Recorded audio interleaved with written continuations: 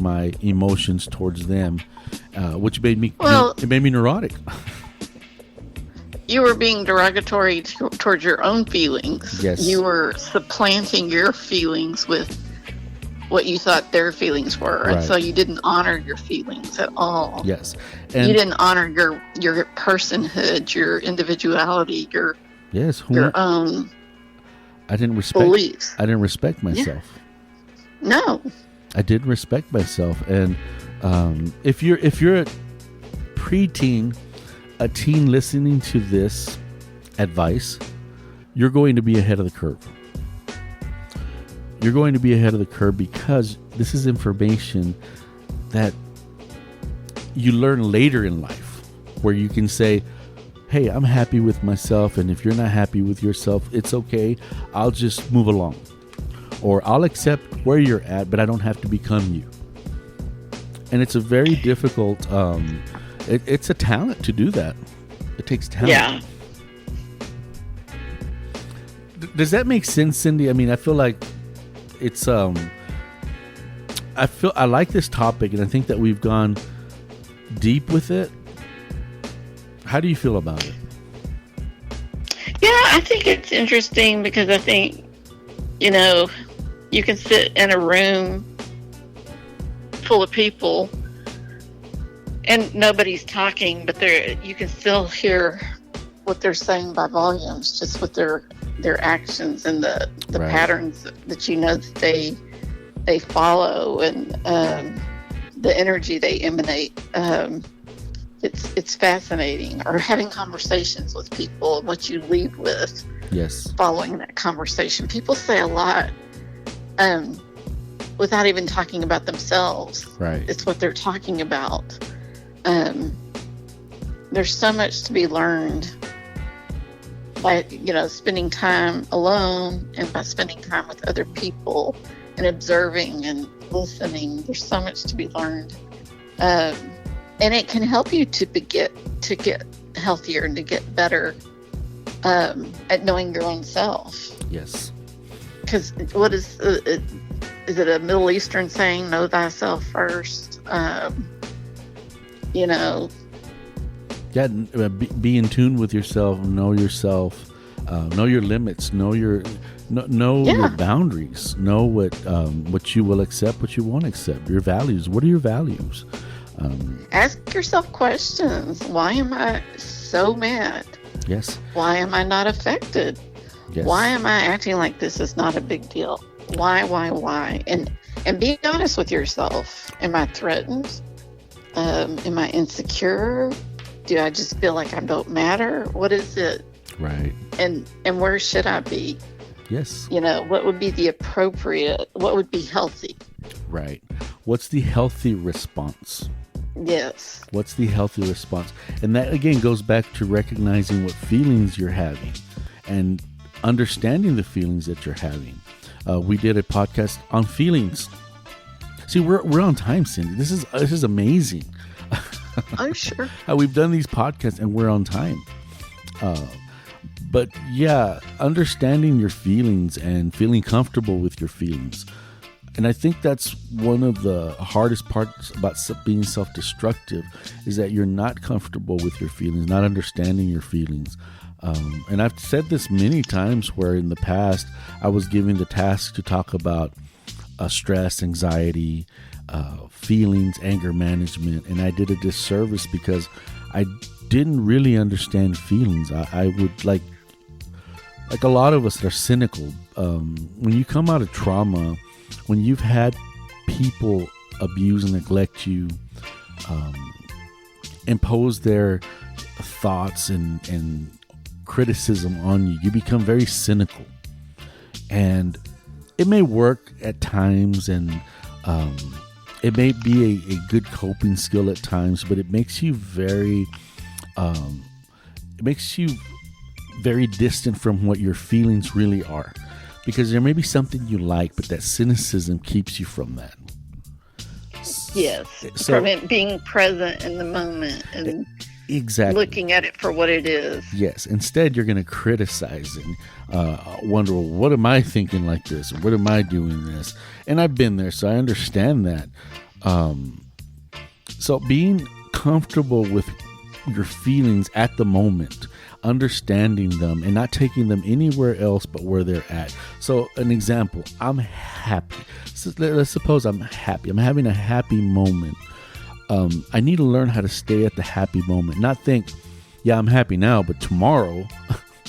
Right. Yeah, I'm happy now, but wait till later.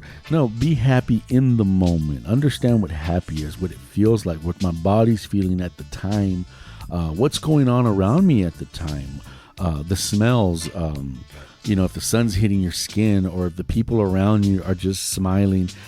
Instead of thinking, well, they're smiling now, but what are they doing behind closed doors? No, be in the moment. Be present. Yes, because you shouldn't be living in the future, be experiencing that moment. Yes, the future or the past. Right. And not thinking because I'm enjoying myself that means something bad's around the corner. Yes.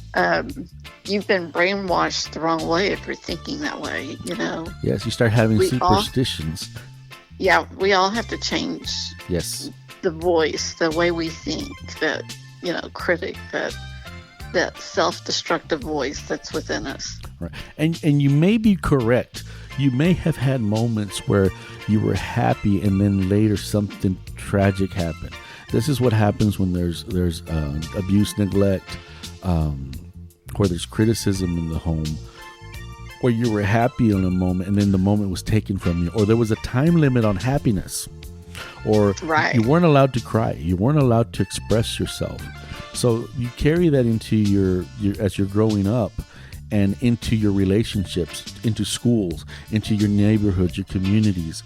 And if you're surrounded by people who are experiencing the same thing you are, you're going to be in an environment that's going to be very self-destructive. What are you looking at?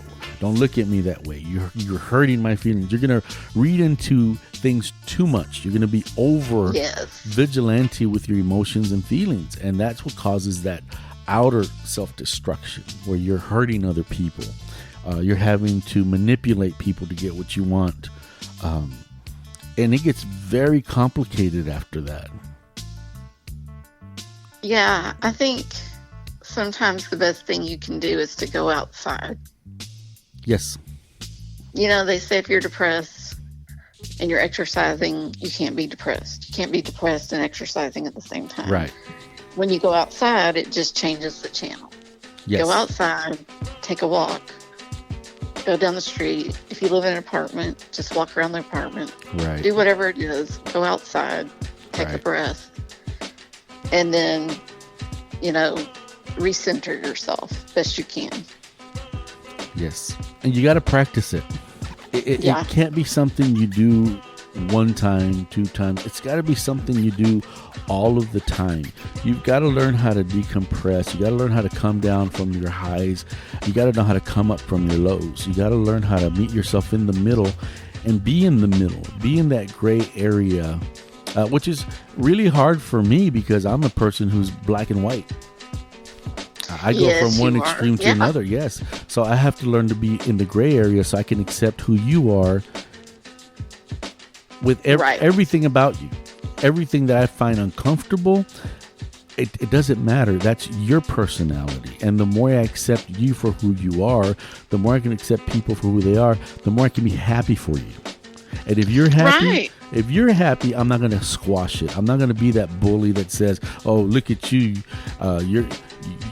For whatever you're happy about." I mean, let's say you like to draw, you like to sing, you like to be happy. I'm not going to squash that happy. I'm going to let you be happy.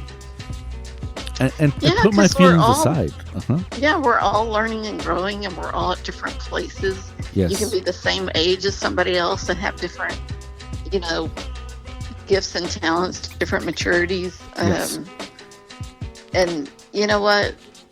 We have to say more power to them, to our brother or sister that does better than us. We have to say, be happy for them. Yes. And I just said something that may sound like a hypocrite. I said, put your feelings aside.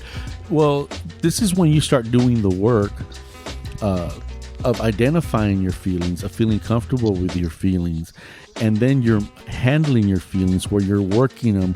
Where if if Cindy irritates me because she likes to hum during the day, you notice I like to whistle. Yes, he does. I do. I will whistle, and it may irritate somebody. But what it does for me, it's almost like a soothing. And I try to be careful. Sometimes I don't know I'm doing it because it's natural. But if it irritates you, leave me alone. Let me do it. Right. If it irritates you, just let me enjoy that moment.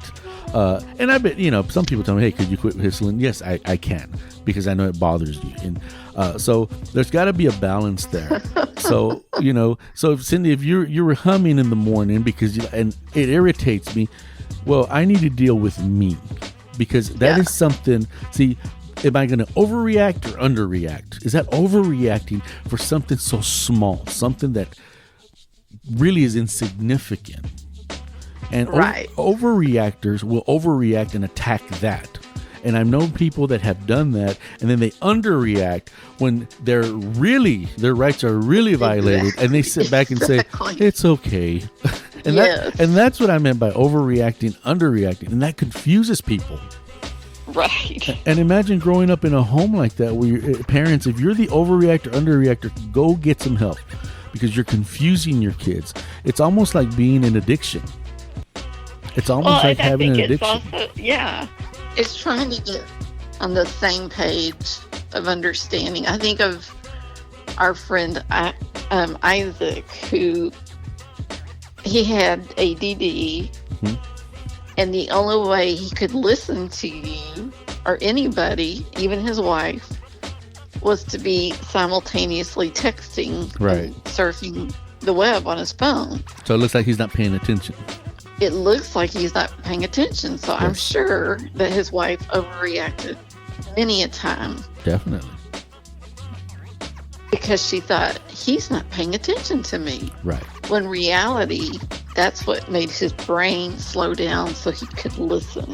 Yes. That's what gave him the pause. And sometimes you just have to have those discussions. And I'm not saying that's always the reason somebody's, on their phone.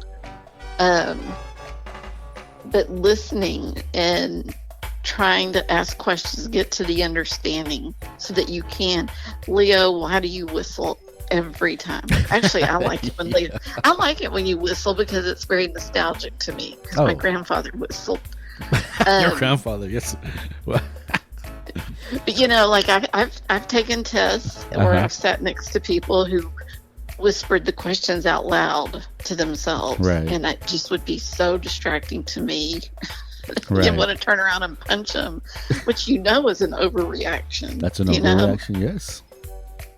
And so, how can you find that balance? And if you can't, if you're trying to take a test, maybe it's pausing and politely saying to that person, could you whisper without making any sound?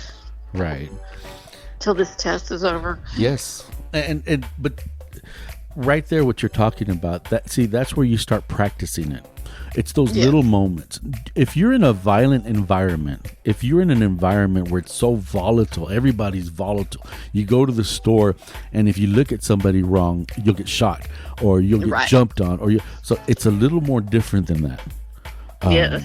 This is where you start with the small things. Some of you that live in neighborhoods where there's violence, like I grew up, we're taught to overreact. We're taught to wear our you can wear this armor that's going to be tough, and our whole demeanor is about defense, and we're constantly on the fight, not a flight, but a fight.